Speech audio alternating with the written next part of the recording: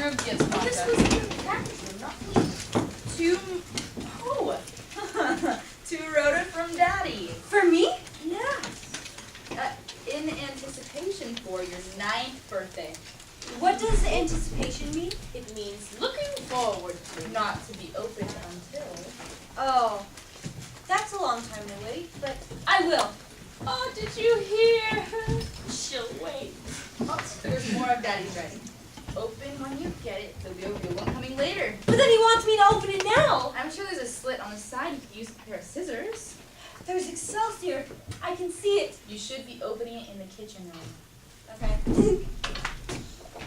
I wish I had just such a little girl every time I look at her. She's not wanted at the friends go next door. Why? She doesn't play the sport. She's a poor sport. She doesn't play the game. She's not. Honestly, the longer I live, the more I've been around, the less I understand the tight little minds of people like the fairy girls. You know what the truth is?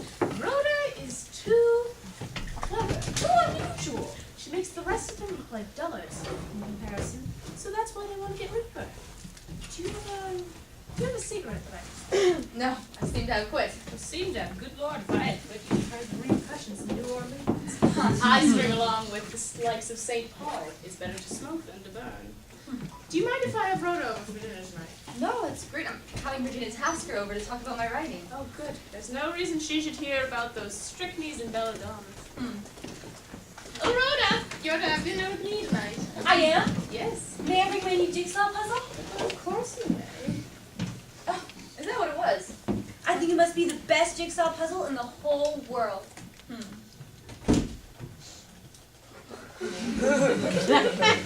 Roy. Oh, Leroy. There was a lot of Excelsior. Oh, don't worry, dear. He'll clean it up. Yes, surely, ma'am. Oh, no, I can. No, Christine, you let him clean it up. No, I better go and check on the simmering meat sauce upstairs. Spaghetti? It is approved. My favorite. Well, you come up anytime. It should be ready soon. I forgot about this. Miss Penmar. Is this her door? Western Union for you, dear? Woo!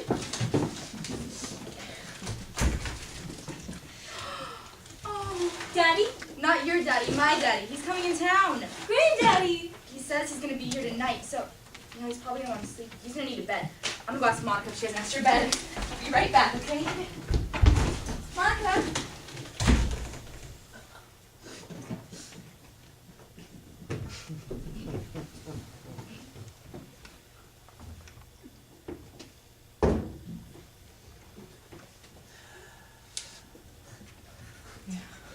There she sits at her little table, doing her puzzle, and looking cute and innocent.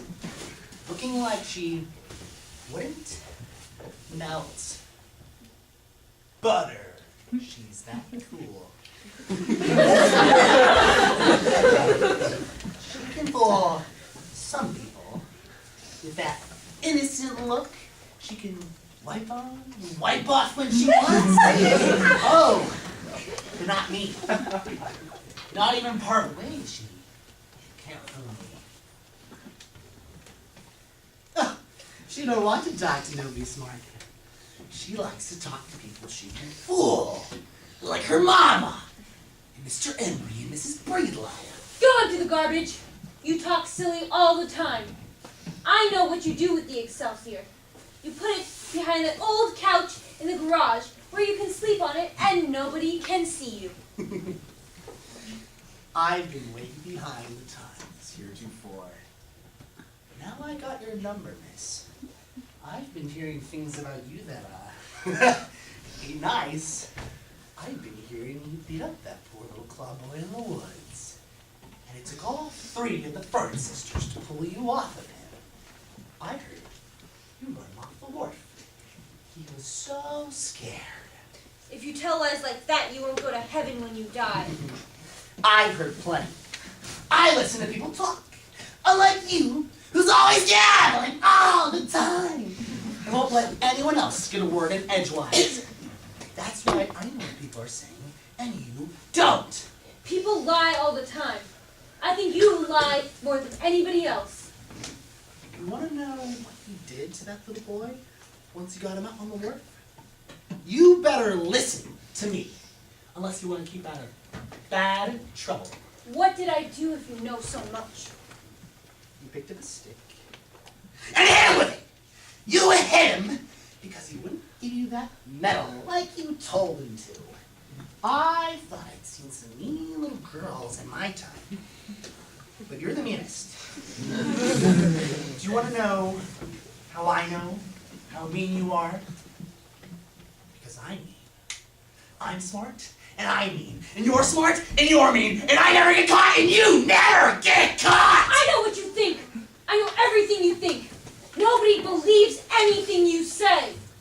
You want to know what you did to that boy once you hit him with the stick? You yanked the medal off his shirt. Then you rolled that sweet little boy off the wharf among them pirates. You don't know anything. None of what you said is true. You know I'm telling the God's truth. You know I got it figured out. You figured out something that never happened, and so it's all lies. Go take the Excelsior down to the garage and put it behind that old couch where you can sleep on it when you're supposed to be working. You ain't no dope. That I must say. And that's why you didn't leave that bloody stick where nobody would find it. Oh no, you got better sense than that. And that's why you took that bloody stick and you washed it off good. Then you threw it in the woods where nobody would see it. I think you're a very silly man. No, it was you who was silly. Because you thought you could wash off blood. And you can't. Why can't you wash off blood? Because you can't. And the police know it. You can wash, and wash, and wash. But there's always some left. I'm going to call the police and tell them to start looking for that stick in the woods. We got what they call, stick bloodhounds. And then the stick bloodhounds can find any stick there is that's got blood on it. And when they find that stick, you wash so clean and bring it into the station, they'll sprinkle some of that special blood powder on it. And that person's blood will show up on the stick. It'll show up a pretty blue color. Like a robin's egg! You're scared about the police yourself! What you said about me is all about you! They'll get you with that powder! As far as I'm concerned, I wish there was more Excelsior. I could use it. What were you saying to Rhoda? Why, Mrs. Penmark? We was just talking. She said it was a big box of Excelsior. You are not to speak to my daughter ever again. And if you do, I will report you. Is that entirely clear, Leroy? Oh, I started it, Mama. I told him I had a whole map of the United States with the animals inside, and I hardly know any animals. Very well. Don't speak to her again. Yes, ma'am.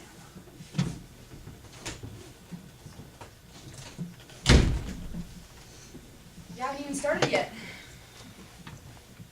Mother?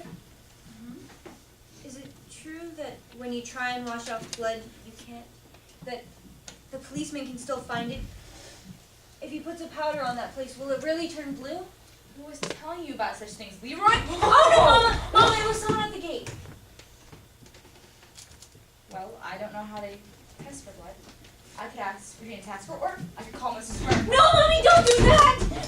I'm your little girl. Everyone hates me. Nobody believes me. I'm your little girl and I'm all alone. It's a terrible act, Rhoda.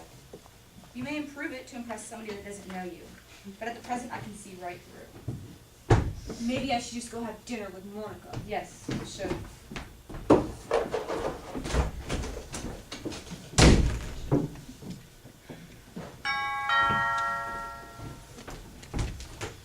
Good evening. Good evening. Since I've called you, I've got a wire from my father. He said he might be here tonight. Rob was coming? Yes. Now there's a man I've always wanted to meet. Oh, God, I'm so happy. By the way, if you're thinking of writing mystery stories, Rob was quite an authority on crime and criminal owing to his career. He could probably help you more than I could. Before I covered wars, he covered practically all the horror stories, from Leopold and Loeb on. What will it be? Gin and tonic? Good. What I was going to ask you was more of a psychological question, and I'm not really sure if you asked or answered it until quite recently, actually. Well, I mean, I have all the answers. Oh, well, neither do I, but I was thinking, do children ever commit murders? Or is the crime gradually learned as the adult gets older so that only adults do really dreadful things? Well, I have thought about this, and so have many authorities I've consulted lately, and yes, children do often commit murders, and quite clever ones too. Thank you. Some of the great criminals who are going to make great names for themselves start amazingly early. In childhood? Oh yes, just like mathematicians and musicians. Poets develop later. Nothing ever worthwhile is written in poetry for 18 or 20. But Mozart showed his genius at 6, and Pascal was a master mathematician by the age of 10. Some of the great criminals who were top flight operators where they have short pants and pinafores. So you think they were born around criminals or in the slums or they have the product of environment? Maybe.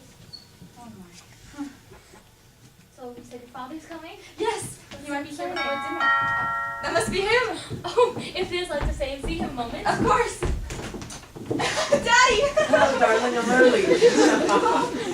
I'm so glad you're here. I guess I'm somewhat of a chore, but you wanted to see me and I wanted to see you, so. Daddy, this is Regina Tasker. Ah, one of my favorites. Puts you to sleep regularly. Sometimes keeps me awake. You've done some impressive work for the Classic Crimes Club. Oh, now I've always thought the best things they've ever written were Richard Bravo. That old dodo. No, he's written himself out, talked himself out, now he roams around the world working for some second-rate news service. You really looked into that offside arrow? That's what they've got me doing, but I've left them for the moment anyway. I want to see my long-lost daughter. I've sometimes wanted to ask whether you could consider coming back into the criminology racket. There's been nobody like you since you left. All compliments aside, my latest book didn't sell as well as the first one, and the war came along, so now I write filler. You've written some things that won't be forgotten. Let's hope. And now your daughter's going to try her hand. At writing, she can't even spell. Oh, I do get lonely when Candace's not around. I thought I might try my hand at writing. And you're encouraging this competition? Well, I was rather stumped by her last question. She was asking whether criminal children are always the product of environment. There's nothing difficult about that one. They are. Well, I would have said the same thing a few years ago, but Can't I have some of that wicked mixture you've got lapping now? Of course, I'm so sorry. Do you really think that they're the product of environment? Always. well, I can't prove you wrong, of course, but some doctor friends of mine assure me we've been putting too much emphasis on environment and too little on heredity. They say there's a type of criminal born without the capacity for moral guilt. We were born to brain that may have been common among humans 50,000 years ago. And do you believe this? Well, yes, I guess I do. Well, I don't. I'm convinced that there are people, only a few and certainly very unfortunate, who are incapable from the beginning of acquiring a moral conscience or character, unable to love except physically, no feeling for right or wrong. I've heard such assertions, but have never found any evidence behind them. What you're talking is Tommy Rod. Do your doctor friends have any evidence? They don't have proof, no, but they say there are these people. They say they have children born with the best types of family with every benefit of education and discipline who never acquire any moral scruples. It's as if they're born blind. You can't expect to teach them to see. And do they look like brutes? Sometimes, but often they present a more convincing picture of virtue than normal folk. A wax rose or a plastic peach can often be more perfect than the real thing. They imitate humanity beautifully. That's horrible. Some of them seem to do some pretty horrible things and keep on looking innocent and cute. I like to examine the evidence. No use discussing it till we do. Well, this clinic I frequent came long ago to the conclusion that there are bad seeds. Just plain bad from the beginning, and there's nothing you can do to change them. And this murderess of yours you talked about just the other day, is she one of them? Bessie Tinker. Is she a bad seed? Well, maybe because death did start so early in her vicinity. Bessie earned her sobriquet of the Destroying Angel early in childhood. She began young. Oh, yes. But the name wasn't applied till much later to the whole story her career came out. But Bessie was lethal and accurate from the beginning. One of her most famous murders involved the deadly Amanita, a mushroom known as the Destroying Angel, and some clever reporters transferred the name to her. In fact, it was a client of Mr. Bravo since I misread something. Oh, no, I've dropped all that. I'm in oil now. Tell me, how did she end? Well, you must know better than I do. Oh, no, I've put it all behind me. No. Daddy, tell me, how did she end? You don't want to probe into this mess, sweetheart. Yes, I do. Can we change the subject? No, Mrs. Tasker. Will you please answer the Well, question? see, that's the mystery. By the time the authorities got all roused about her, she just seemed to disappear from the Midwest, just seemed to vanish. And the man who knows most about her maintains she went to Australia. Now, a similar beauty was killed in Melbourne not soon after, so if it was the same person, she would have to change initials on her linen or silver. How could she commit so many murders and not even leave a trace? You wrote a famous essay on all her methods. You must know better than I do. No, I haven't read the recent literature. Did she use violence? Forgive me, sir, I'll make it short. She studied not only drugs and toxins, but the lives of those she wished to kill. It's practically impossible to prove murder when the victim dies of rattlesnake venom in western Colorado. Too many diamondbacks it up. And tetanus can be picked up in any barnyard. She made use of such things. It all came to a sudden end when she was indicted again, leaving behind nobody. But wasn't there a small child, a little girl? Never heard of one. Must be a recent addition to her men. I have one more question. Was she ever found out? Not in this country. 3 juries took a look at that lovely, dewy face and heard that melting, cultured voice and said, she couldn't have done it. She wasn't convicted? Not guilty. 3 times. She must have been one of those children born without pity, right? Yeah, I believe so. Did she have an enchanting smile? Dazzling, by all accounts. She was doomed? Absolutely. Doomed to commit murder after murder until somehow or other she was found out. Would have been better off if she died young, huh? And so would society. And yet sometimes I wonder whether these malignant brutes may not be the mutation that survive on this planet in this age of technology and murder for empire. Maybe the softies will have to go and snake harder with her view. I'm betting on the democracies. So am I, but we're living in an age of murder. Never in all of history have there been as many murders as there are in our century. Out of all the murders from the beginning of history to 1900, then out of all the murders after 1900, our century wins. Alone. And on that merry note, I think I shall take my leave, for I meant not to bother you nights in lecturing. You've got a highly questionable theory there about heredity. I'd like to go into if I got time. Let's do that next time I'm in town. Right. Now I must say good evening, Miss Penmark. I'm afraid the business has been all mine. Not at all. I'll call you later in the week. I'm always about. Good night, sir. Good night, Miss Tasker. Were you really planning to write something? I was just asking questions. Percy, am I looking too close? Or is there something heavy on my mind? Does it really show on my face? Everything shows it. No, I'm fine. Whenever you're around, I feel comforted and relaxed, and you have the same effect now. To tell you the truth, you were magic for me. I'd always wanted a little girl. You've been everything a little girl could be and more for her old dad. But what were you going to say that night you phoned? What do you think? Do you want some more? Yes, I guess I will. Here, let me fix it. More gin and tonic? I'm good, thank you. Speak up, darling. Whatever it is, it's between us. Well, you see my landlady here? She's an amateur psychiatrist, a Freud devotee, I might say. I know the sort. Her name is Breedlove, and she's offered you a wonderful room for you to stay in. And Rhoda's having dinner with her right You're now. gonna come out with something. Right. I told her about the dreams. How I thought I was an adopted child. That my mommy wasn't really my mommy, and the daddy I loved so much wasn't really mine. What'd she say? Well, she said it was the most common fantasy a person can have, that everybody has it, that even she had it. Well, it certainly is common. But you see, that doesn't help, because I still feel strongly that the daddy I love so much isn't mine. Has something made you think of this lately? Yes. What is it? My daughter Rhoda. What about her? She scares me. I'm terrified of her. I'm terrified of what she might have inherited from me. What could she have inherited? Daddy, tell me. Whose child am I? Mine. Please, Daddy, do not lie to me. I'm having these dreams. Over and over and over and over again, and I'm not so sure they're dreams anymore. I know this is a strange question to ask you after a long time, but tell me, for my sake, for Rhoda's. What has Rhoda done? I don't know. I'm afraid. It cannot be inherited. It cannot. Oh! You're not well. I'm okay, just give me a glass of water. Slight fibrillation. It's quite common at my age. And with fibrillation comes a slight dizziness. I'm okay now. I won't ask any more questions. Yes, I think that's best if we just close the book. Only I know the answer now. The answer. Yes. Christina, I've been a very fortunate man. I can tell you a long list of jobs that came in the nick of time, of lost money found, of old friends come to pay old debts. At every main turning point in my life, there seemed to be a fairy that would just intervene and turn things my way. And the biggest piece of luck I ever got was little girl. You were magic for me, as I said. Before you, life was fruitful and barren, but You made life worth living. I kept on because of you.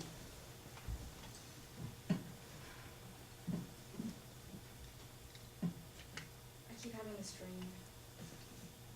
I dream of a farmhouse that I used to live in. And I shared a room with my brother.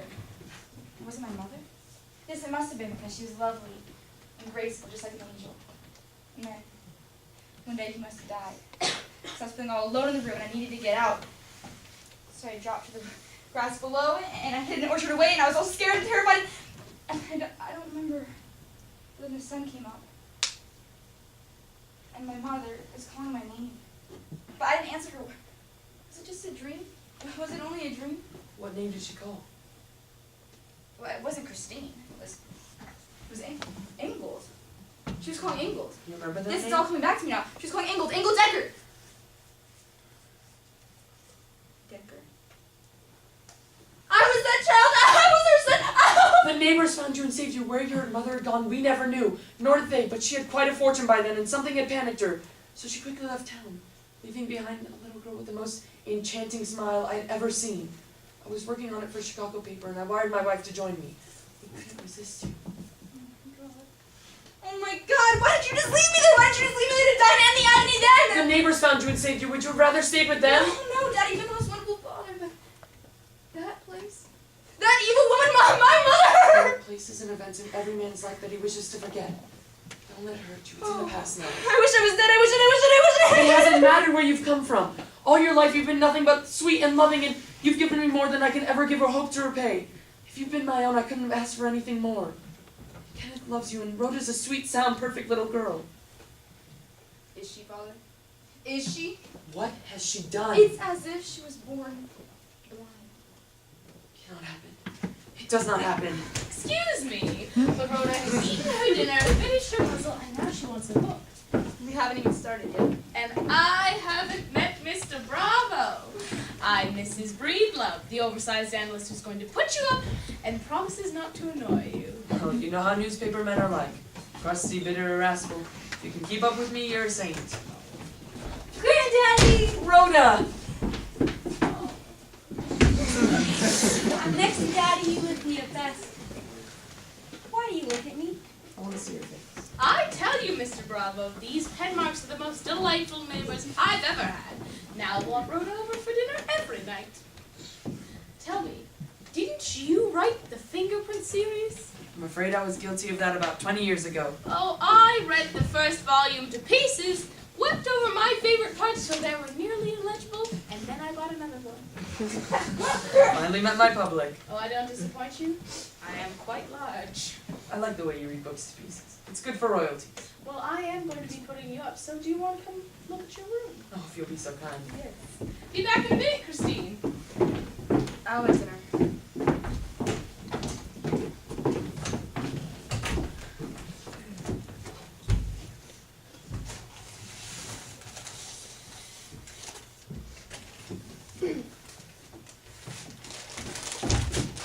What are you doing?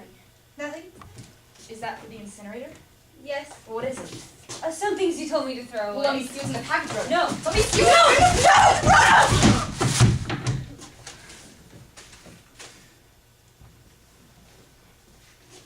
You hit him with this shoe, didn't you?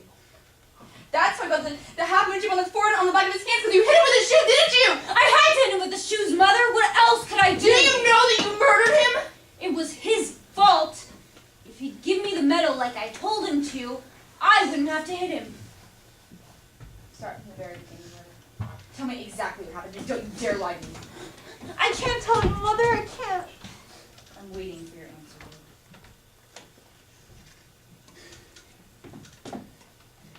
Claude went back on his promise to give me the medal, and so I followed him up the beach, and I told him that if he didn't give me the medal, I would hit him with one of my shoes. He shook his head and said no, so I took off my shoe and hit him with it. He took the medal off and gave it to me. There, that's all. What happened next? Claude tried to run away from me, and so I ran after him. He was crying and screaming, and I was afraid somebody would hear us, and so I hit him again, harder this time with my shoe, and he fell into the water. Oh my God. Oh my God. What are we gonna do? What are we gonna do? Oh, I've got the prettiest mother. I've got the nicest mother. That's what I tell everyone. I've got the sweetest mother. How did the bruises get on the back of his hands, Rhoda? Claude tried to get back up on the wharf after he fell into the water. I wouldn't have to hit him anymore, except he threatened to tell on me. So I had to, Mother. Please don't let anyone hurt me. I won't let anybody hurt you. I don't know what we're gonna do. But I promise you, I will not let anybody hurt you, okay? I want to play the way we used to, Mother. Can we? If I give you a basket of kisses, what will you give me? Please. Please, Rhoda. Can't you just answer the question? If I give you a basket of kisses, what will you... Rhoda, go to your room! Rhoda! You must promise me that you will not tell anybody what you just told me. Is that understood? Why would I tell and get killed? Rhoda! The old Mrs. Post. What happened to her? There was ice on the steps, and I slipped and fell against her. That was all. That was all? No. I slipped on purpose.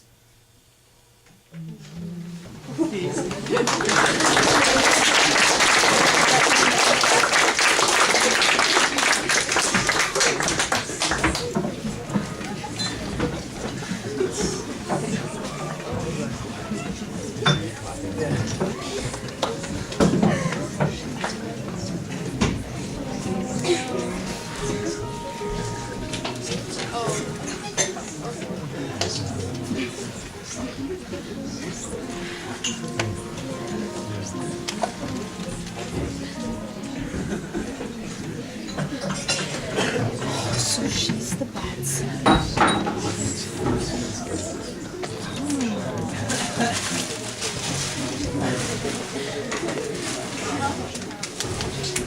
Hey, did you squirt?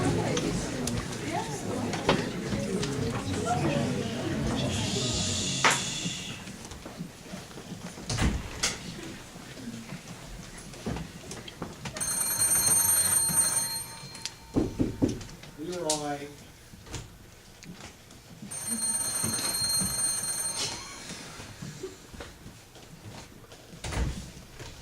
You better answer that phone.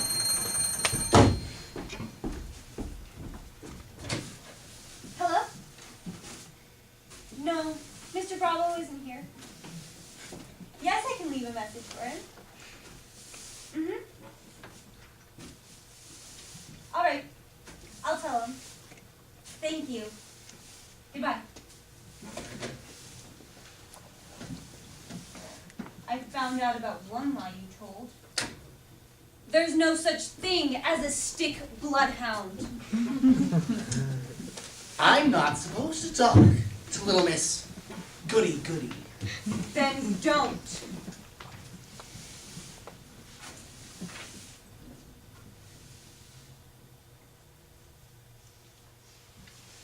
Where's your mother? Upstairs. For your own sake, though, I'll tell you this much. There may be no such thing as a stick bloodhound, but there's a stick. And you better find that stick before they do, because it'll turn blue, and then they'll fry you in the electric chair. There aren't any more sticks than there are stick bloodhounds. You know the noise the electric chair makes? It goes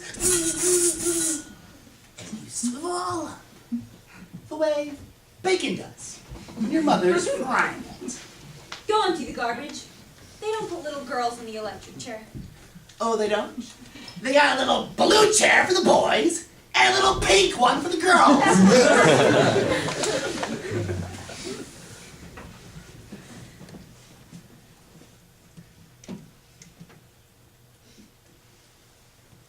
I just remembered something.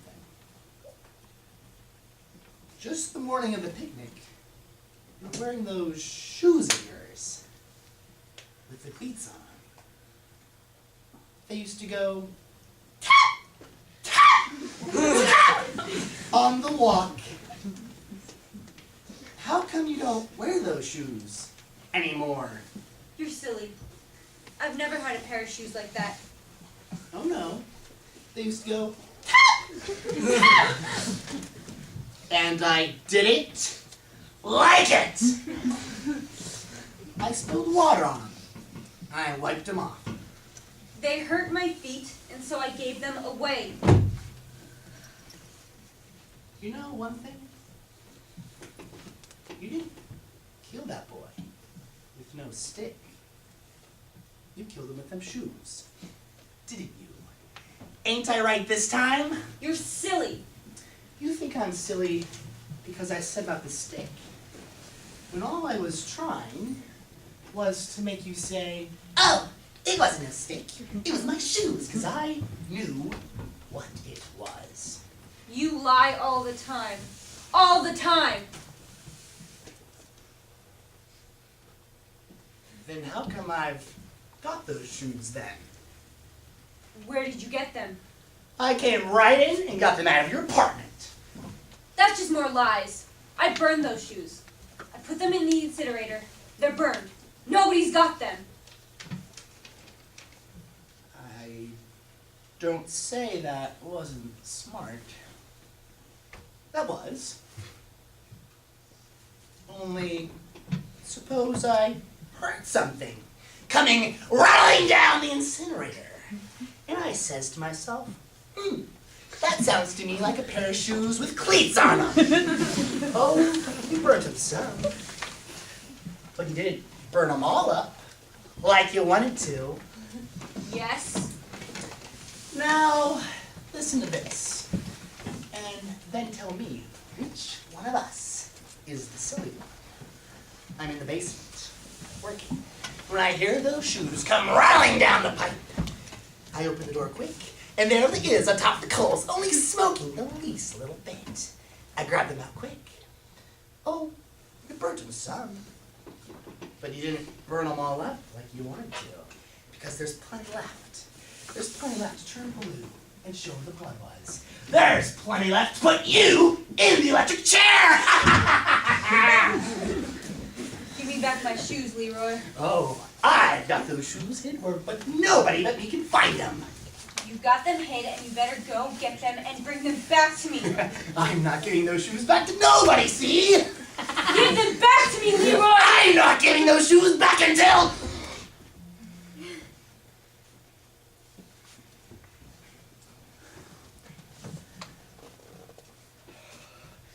Now listen, Rhoda.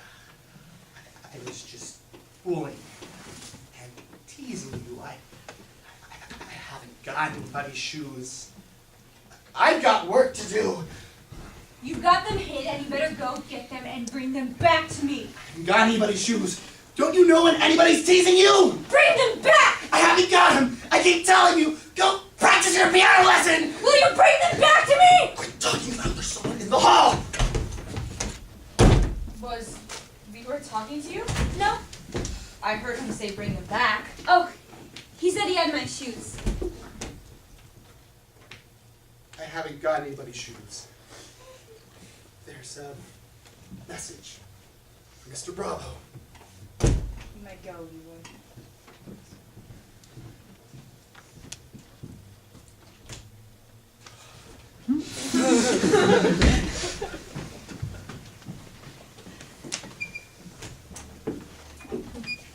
There's a message for you, Daddy. Look what I have for you, Rhoda. Turquoise. Thank you, Aunt Monica. Hello? Listen, Marie. I know I ran out on you, but this was imperative. Couldn't wait. Yes, I've already had breakfast. If I catch the next taxi, I can just make it. You know, I've never been on the rig, but I'd like to see it. Remember, Marie, I never miss a deadline. Think nothing of it. Well, looks like I've got to go for the next couple of days, but I plan to make this my headquarters for the next few weeks, if I may. Oh, as long as you can stand us. Rhoda, Yes, Granddaddy. you ought to patent your smile. It does evil things to your elders. Kristen, I've really got to go. Remember, no matter what happens, you are the brightest thing in the world. It was you, Isaac. You, Isaac. Come back soon. I will, sweetheart. I'll get my bags. Don't come. It'll be quicker. Oh, what a truther! The ice cream man! Mother, can I have a popsicle? Yes, there's plenty in the gym.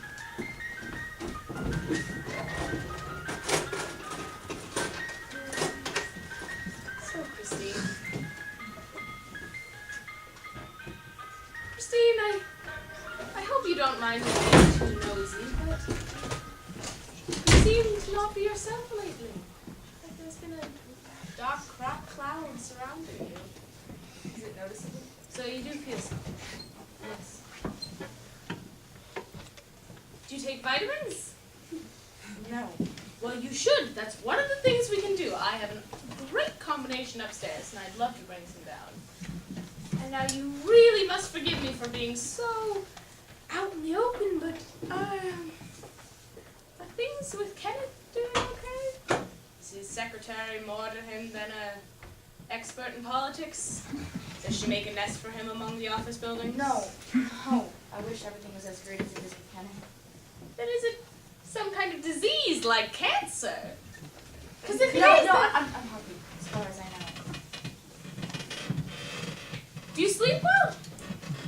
No, not always. I have some lovely sleeping pills upstairs, and I'll bring them down for you. And now I will just tell you that I truly love you, Christine, and my brother Emery as well. And you know that I shouldn't have to say this, because you should already know it. My dear Christine, I wish that you would tell me what's wrong. I'll get it done. Well, Mrs. Breedlove, hi. You don't want me here, and I don't want to be here, but I can't stay away, so I got a little drunk and came over. Excuse me, please. You're very welcome, dear. Like a skunk, I know. Mrs. Breedlove knows everybody, knows even me. How are you, Mrs. Douglas? I'm half seas over as a pup.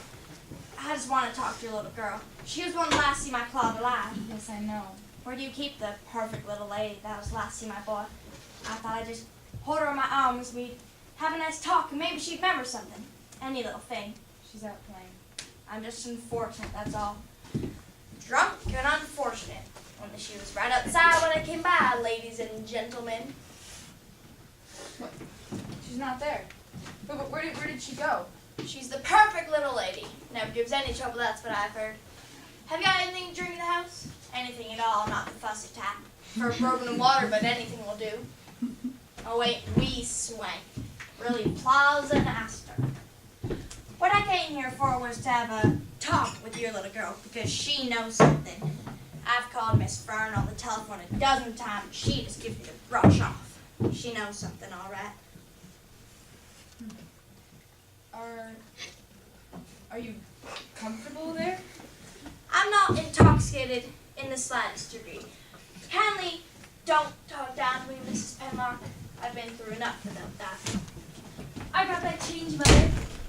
Mrs. Dagger wants to speak with you. So this is your little girl. Claude spoke of you so often in such high terms. You were one of his dearest friends, I'm sure. So you're Rhoda. Yes? Come let me look at you, Rhoda. How about giving your Aunt Hortense a great big kiss? You were with Claude when he had his accident, weren't you, dear? You were the little girl who was so sure she was going to win the penmanship medal and worked so hard. But you didn't win the medal, did you, dear? Claude won the medal. Now, would you say he won it fair and square, or he cheated? These things are so important to me now he's gone. Would you say it was fair Claude had the medal? Because if it was fair, then why'd you go after him for it? I want my popsicle. Well, Rhoda, if you're coming shopping with me, you better come now, because Mr. Pageton's going to show us the whole collection. Come Right now? Yes, we're late as it is. Well, I must say, They do have an appointment. I'm sure they do, practically sure. Of course, I didn't know Rhoda had all these social obligations. I thought she was like any little girl that stayed home and minded her mother and didn't go traipsing all over town with important appointments. I'm sorry I interfered with Rhoda's social life, Christine. I'm sorry, and I offer my deepest apologies. You didn't I'll apologize to Rhoda too when I can get an interview with her. You didn't interfere at all. I wasn't going to contaminate her in the slightest degree, I assure you. Hello? Yes, she's here. Okay. Okay, bye. Tell him I was drunk and making a spectacle of myself. So you tell him to call the patrol wagon. You heard exactly what I said to him. I said that you were here and your husband's at the corners. I was just going to hold her in my arms and have a little talk. Then perhaps you should come back another time. You think because I'm lit. But I'm not lit in the slightest degree, I assure you. Rhoda knows more than she's told anybody, so pardon me for being presumptuous. I talked to that guard, remember? It was a long, interesting conversation. He said he saw Rhoda on the wharf just before Claude was finding him with the pilings. I know what you're thinking. Thinking, how can I get rid of this pest? You may fool some with that mealy mouth, but you look like Ned the Primer to me. Then perhaps you should leave. I will leave. And I won't come back for $1 million laid out in line. I wouldn't have come at all if I'd known about Rhoda's social obligations. I won't wait for Mr. Daggle. I'll make my own way home. I know where I'm not wanted, and I'm not wanted in a place where people have all these social obligations, if you know what I mean. You're looking sort of sick and sloppy. Come over to my place, and I'll give you a free beauty treatment if you press ready cash. Won't cost you a nickel.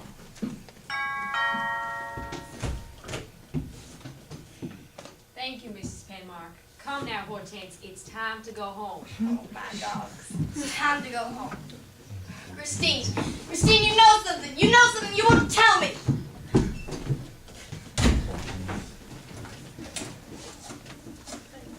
Operator? Washington, D.C.? Kenneth! Kenneth! Kenneth, our daughter is a... Cancel it. Good, she's gone. Sweet, I know I shouldn't take things into my all too capable hands, but the thought of her pawing at Rhoda any longer. Mr. Daggle came to me. That's good. And I was able to go and pick up the vitamins and the sleeping pills. Vitamins, sleeping pills. Vitamins, sleeping pills. Don't mix them up. And I do fear that I've loosened discipline slightly with Rhoda. I let her go out for a second popsicle. She wanted a second one? Well, that's quite unusual. Yes, but she's not one of these fat and self-indulgent little blobs, so I thought, what's the harm? I'm having Emery and Reggie over for lunch today. Would you like to join us? No, I'm gonna stay here. Oh, you poor girl, I do bully you, and I promised I wouldn't. Fire! Fire! What was that? I don't know. Sounded like somebody shouting fire. Fire! Fire! Emery, this way! Rhoda, who was shouting? I don't know, Mother. Sounded like somebody was shouting fire. I don't think so, Mother. Fire! Fire! Bring it down! I haven't got him! I wasn't gonna do nothing! I was just saying it to tease you! I haven't got him! I never had him! I was just... Oh God! Oh God! His clothes are burning, his hair is burning! There and Emery too, dear. It's too late! He fell right before he got to the police lights down! It can't be done, will be done! I should have known it was coming! I should have known! Why am I so blind? Thank God Rhoda was in the den playing piano! The fire was in the garage. That's where Leroy was! There's nothing we can do, dear. It's fine. I can't stop it! Stop the screaming! Stop the screaming! Stop the music! Stop the piano! I don't want to see anybody! I don't want to see anybody! Just Reggie and Emery! It's okay! Is everything alright? Come in! There was a little flare up in the garage. It seems like it's out now, but I guess Leroy... Never mind. You can talk about it. I saw him walk down the sidewalk and die! There is nothing worse than that. You seem to see the worst of Miss Penmark. What seems to have happened is that he made a bed out of Excelsior in the garage and fell asleep, and then his cigarette lit fire to the sun. And Excelsior burns like gasoline when it's dry. You better leave me alone with Christine for a minute. It'll be nice. I can't bear it. I can't bear it. Rhoda, stop playing the piano. Rhoda, stop playing the piano. Christine, you're not playing the piano. Rhoda, stop playing the piano. I don't want to hear the piano. I don't want to hear the screaming. I don't want to hear the piano. Mommy sick, Monica? Oh, don't leave my hands on Christine. She's only a child. You can look away and you can play the piano, but it happened. It happened. Christine, what has she done? It's not what she's done. It's what I've done. What does she mean by that, Monica? I don't know. Have dinner with me tonight. Maybe lunch too. She'll stay until you're home, Christine. Will you be all right? Yes. The screaming, it goes on and on and on. She killed him. My baby, my baby.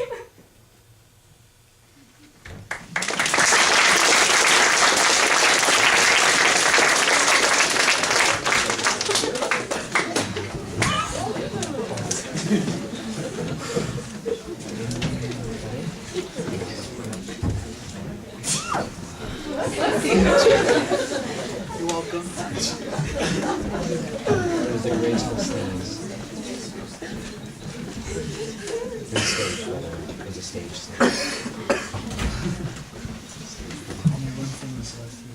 Polly put one toe up from under the covers to find out how cold it was. She remembered why she wanted to wake up. She got out of bed, very softly, shivering, pulling on her dress. She'd never seen a Christmas tree decorated and lighted the way they are at Christmas. She had promised herself she would see one. You have some new vitamins to take tonight. New ones? Yes. Are those the vitamins?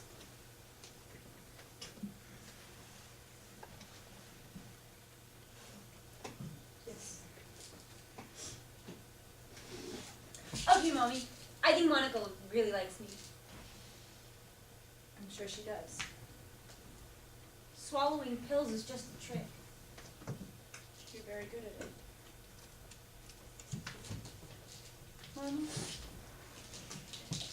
Do you love me? Yes.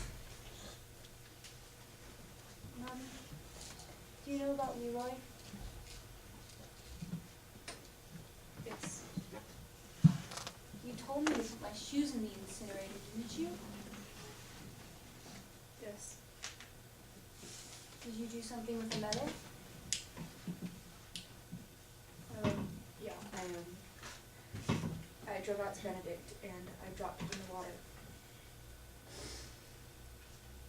Mother, I had to. Leroy said he had my shoes and he was going to tell You the don't have policeman to say more. Will you read to me now?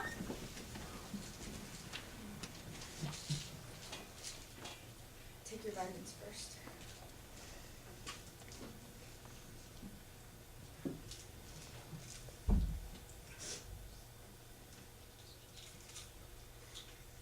So many? Yes, I'm to take them too. I like the apricot juice. Doesn't even need ice. Mommy, I took the box of matches and I lit the Excelsior and I locked the door. I know.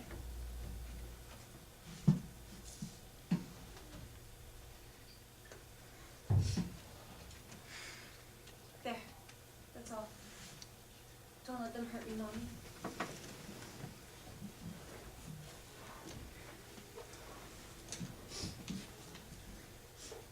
When Polly was all dressed, she found her shawl and crept very quietly out of the room and out of the front door. The door creaked. She waited. She listened. But nobody woke up. She closed the door carefully. Looked at the bright moon and the shining cold snow. The Carters must have had a tree. He lived 2 blocks away, and if they opened their curtains, you could see in. Paul looked carefully on the hard snow.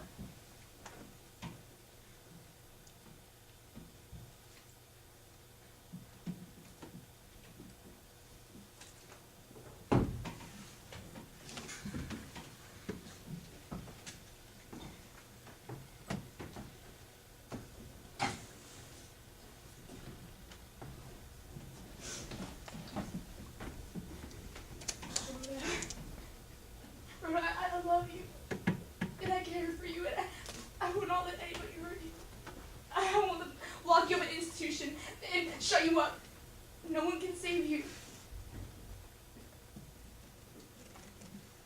Unless I save you.